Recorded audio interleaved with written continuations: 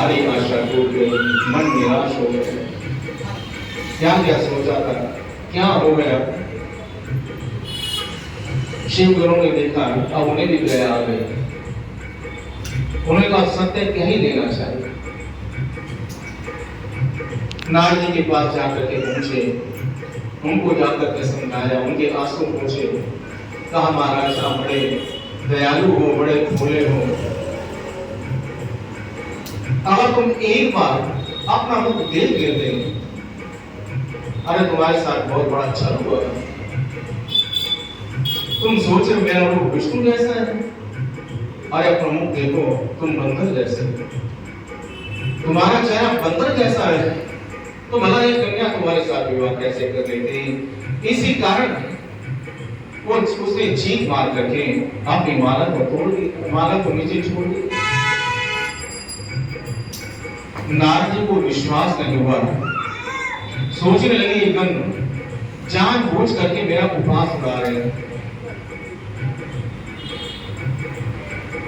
भला भगवान विष्णु मेरे साथ छल क्यों करेंगे।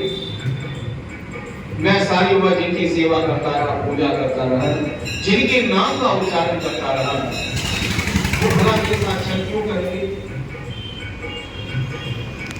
तो उन्होंने शिव गुरु की बातों को ऐसे माना जैसे उपवास करता है, ये उपवास कर रहे हैं। और मुझसे मैं आकर के श्राप दे दिया, अरे तुमको एक संत का उपवास हो रहा है, मेरे भगवान पर ऐसा विश्वास करते हो, मैं तुम्हें श्राप देता हूं कि तुम परिवार से जाकर के राक्षस बनोगे। बेचारों को श्राप मिल गया। जब तक झूठ बोलते रहे तब तक कुछ हुआ नहीं, जब तक चापलूसी करते रहे कुछ हुआ नहीं, और जैसे सत्य बोला वैसे श्राप मिल गया।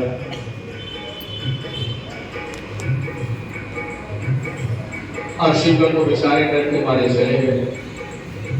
अभी तो एक ही श्राप दिया है, उनसे वार्तालाप करना उचित नहीं है। अगर रोज बातें की तो वो श्राप दे देंगे, इसलिए चुपचाप अपना माथा नवा करके वहां से चले गए।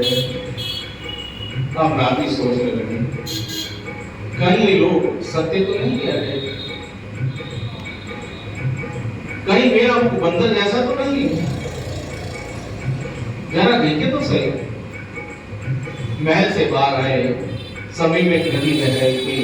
उस नदी में जैसे उन्होंने अपना चेहरा देखा तो वैसे ही एकदम डर गए कि मेरे पीछे कोई खड़ा है, बड़ा भयंकर व्यक्ति मेरे साथ मेरे पीछे खड़ा है, ये मेरा नहीं उसकी परछाई है। पीछे मुड़कर के देखा, कोई था नहीं। फिर अपना चेहरा पानी में देखा, अपने चेहरे पर हाथ फेरने लगे। अब उन्हें लगा कि मेरे साथ छल हुआ, भगवान विष्णु ने मेरे साथ ऐसा छल किया,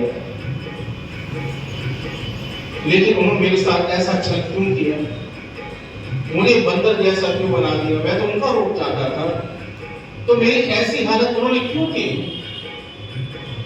वो समझ में नहीं आया तो गुस्सा आया, बड़ा क्रोध आया। जब अभिमान टूटता है तो अंदर तक तोड़ देता है। अब मन में आया कि सीधे वैकुंठ धाम में चलते हैं और जाकर के विष्णु से पूछते तो है, आपने मेरे साथ ऐसा क्यों किया, मेरे साथ ऐसा छल क्यों किया, क्या कारण है। आप नारद जी बड़े क्रोधित होते हुए, बड़ी जल्दी से चलते हुए अब वैकुंठ धाम की ओर चल पड़े। अब जैसे कुछ दूरी पर आगे की ओर बढ़े, तब उन्होंने देखा एक रथ चला जा रहा है, बड़ा सुंदर रथ।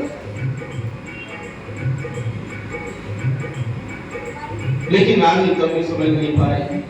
अब बड़ी तेज से चलते चलते जब वो रथ के आगे से गुजरे, हो सकता है किसी का रथ के जैसे आगे से गुजरे, रथ की तरफ दृष्टि डाली तो देख करके उनको क्रोध का लावा ही हो पड़ा। देखा भगवान विष्णु बैठे हैं, साथ में लक्ष्मी बैठी है, और साथ में वही राजकुमारी बैठी, विष्णुमुनि भी बैठ रही है, उनके साथ उनका विवाह हो गया।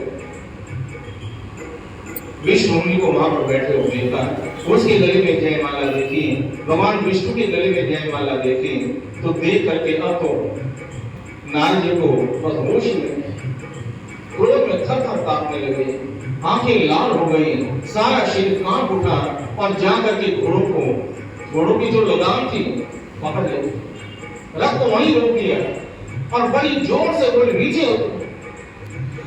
भगवान विष्णु को डांट दिया, जरा नीचे तो उतरो। भगवान विष्णु मंद मंद मुस्कुराते हुए, सारी लीला उन्हीं की चल रही, नारी के सामने आकर के हाथ जोड़ करके सिर झुका करके खड़े हो।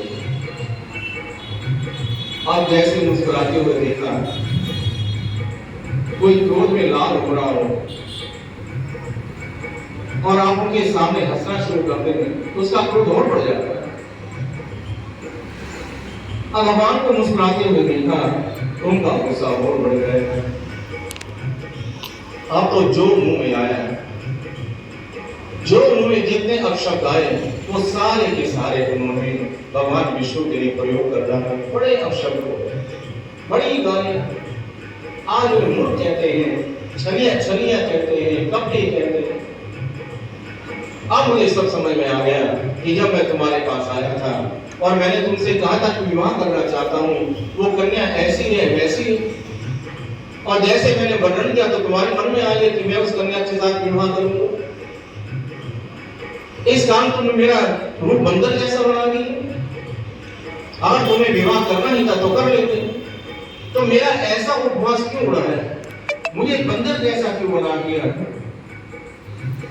लोग सत्य कहते हैं कि तुम्हारे जैसा कभी कोई नहीं।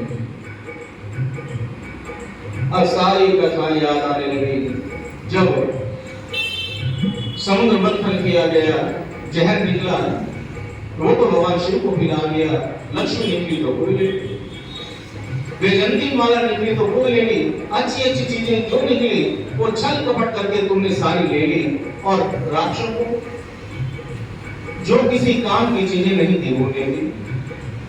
ऐसे तुम छलिया हो, शुरू से कपटी। मैं मुक्त जो हमेशा तुम्हारे नाम का गुणगान करता रहा, बीना बजा करके ओम नमो भगवते वासुदेवाय, ओम भगवते वासुदेवाय यही कहता है।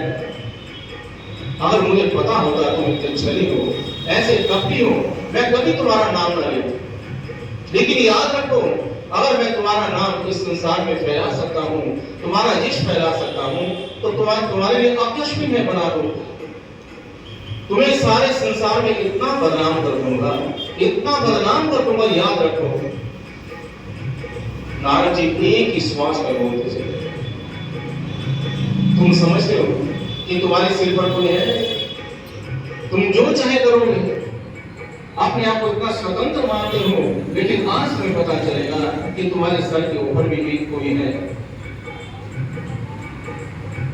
ऐसे शाप दूंगा, ऐसी तुम्हारी हालत बना दूंगा कि याद रखो।